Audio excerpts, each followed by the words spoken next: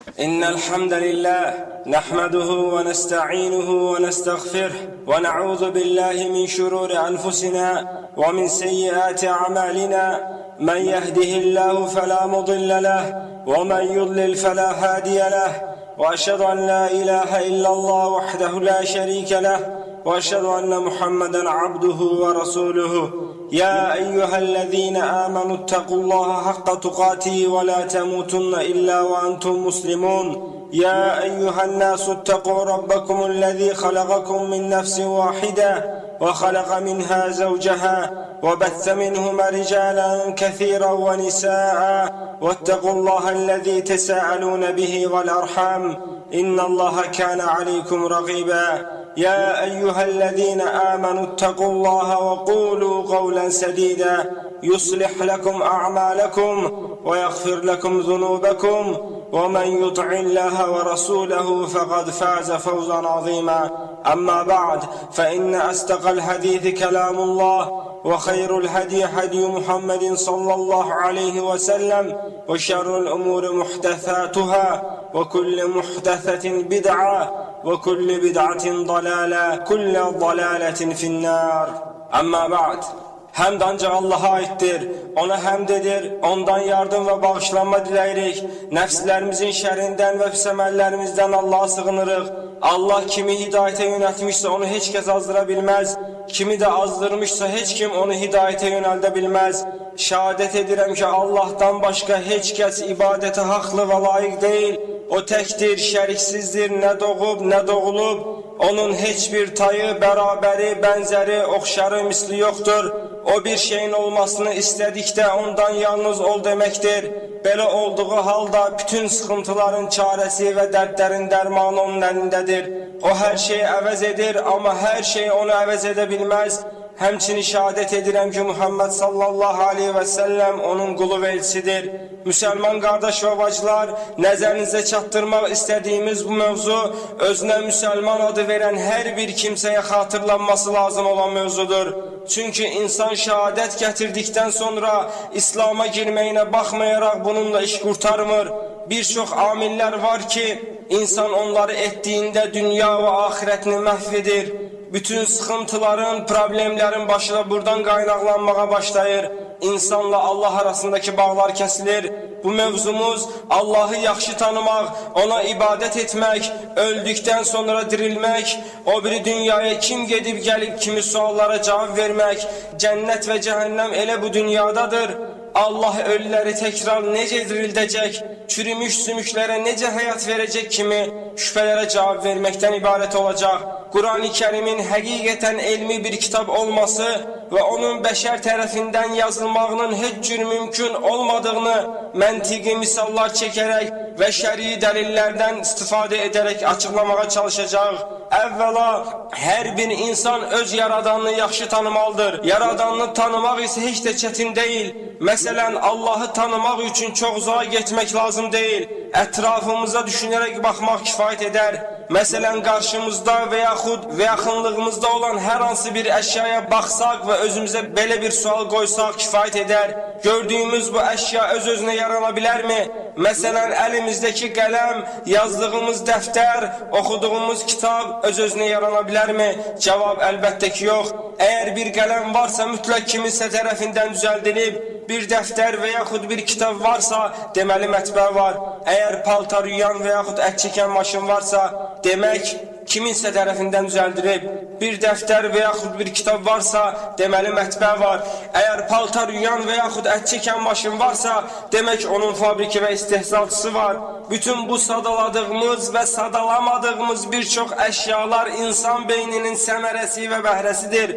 Bütün bunların səbəbkarı insandır və şək yoxdur ki, insan bütün cansız əşyalardan daha bahalı, daha qiymətli və daha önəmlidir. Və biraz düşünsək, necə ola bilər ki, cansız əşyaların düzəldilməsi üçün bir alimə və yaxud bir mühəndisə ehtiyac olsun?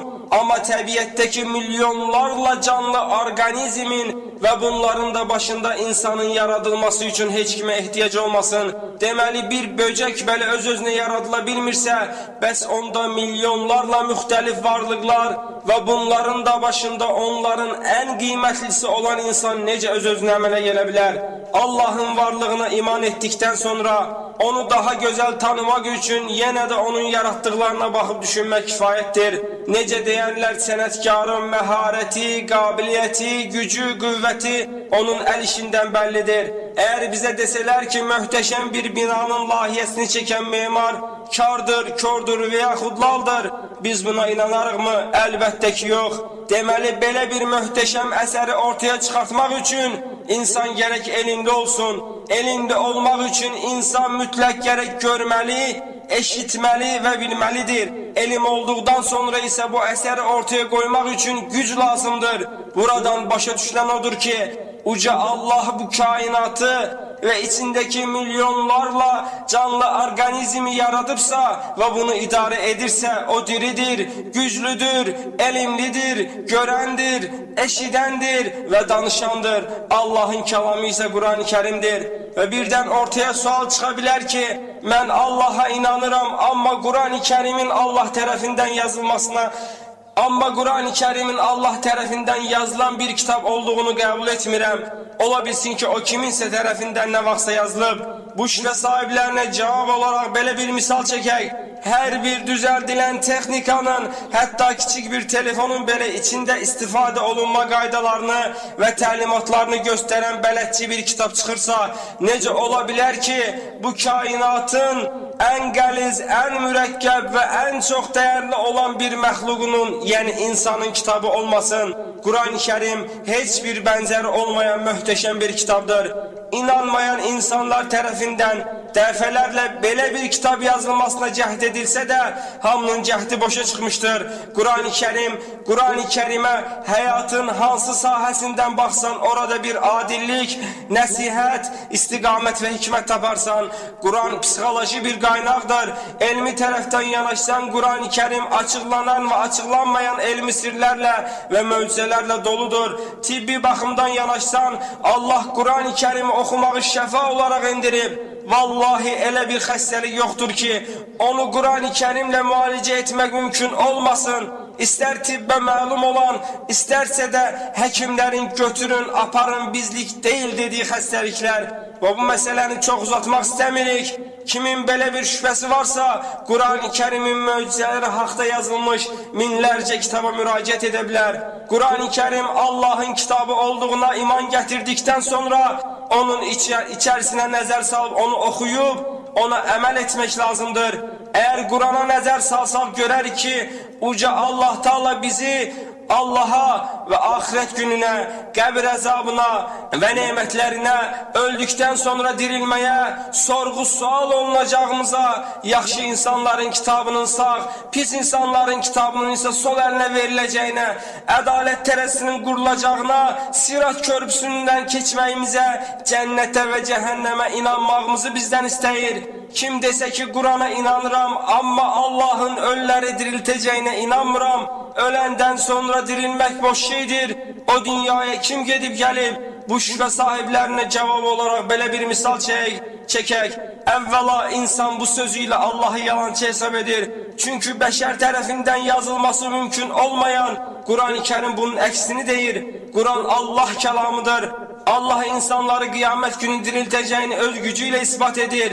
Yeri ve göyleri yaratmakla, kainatı xəlq etmekle, kışta yer üzerindeki yaşıllıkları öldürüp, şaxta ile öldürüp, yazda onlara can verip diriltmekle, yerin ve göylerin yaratılması, insanın yaratılmasından da gəlizdir. Bunlara gücü çatan Allah'ın deyirsən seni yeniden tekrar xəlq etmesine, yaratmasına gücü çatmasın.